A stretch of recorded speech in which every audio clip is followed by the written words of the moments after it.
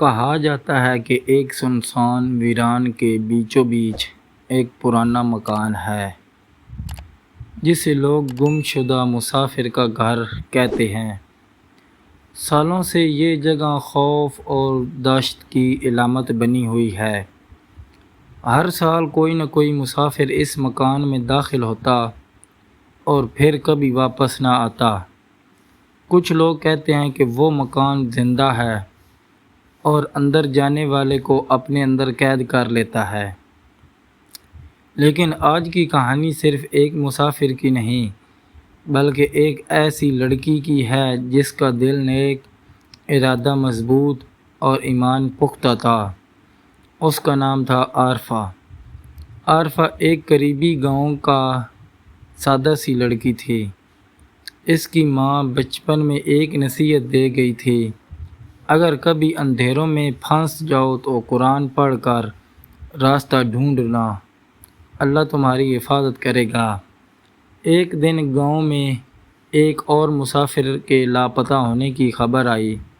لوگ پریشان تھے مگر ڈرتے تھے۔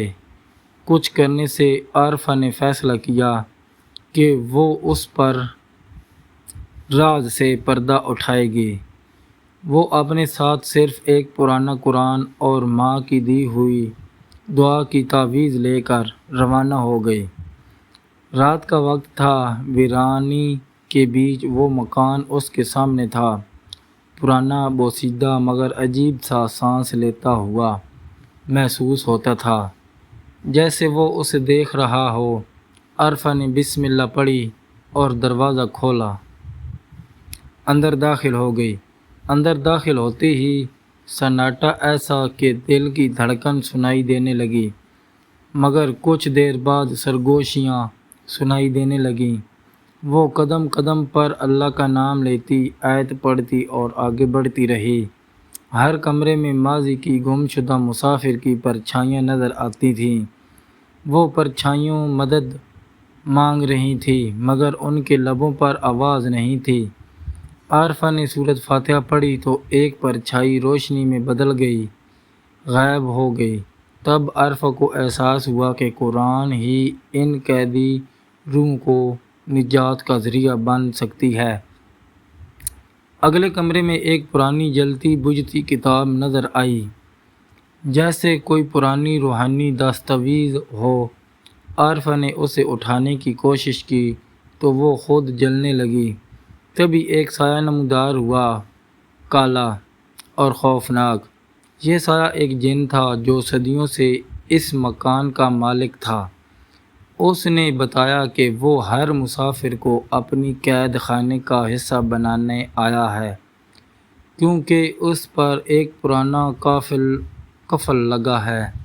صرف ایک نیک دل لڑکی جس کے دل میں خوف سے زیادہ ایمان ہو، اس قفل کو توڑ سکتی ہے، اور وہ لڑکی عارفہ تھی۔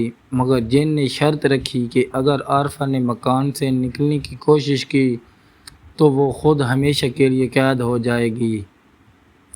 عارفہ ڈری مگر اس نے قرآن کو سینے سے لگایا اور اذان دینا شروع کر دی۔ جیسے جیسے اذان کی صدا مکان میں گونجنے لگی، مکان کا دور دیواروں ہلنے لگیں، جن کی چیخیں گونجنے لگیں۔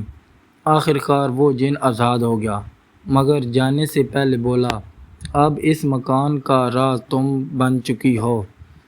جن تو چلا گیا مگر مکان نے خود کو بند کر لیا اور عارفہ کی روح کو اپنے اندر قید کر لیا۔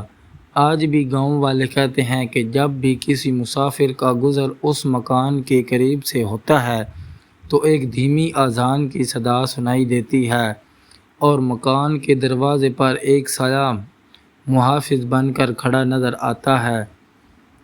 کہتا ہے کہ وہ سایہ کسی اور کا نہیں بلکہ عارفہ کا ہے، جو اب خود مسافروں کی محافظ بن چکی ہے تاکہ کوئی اس مکان کا آشکار نہ بنے۔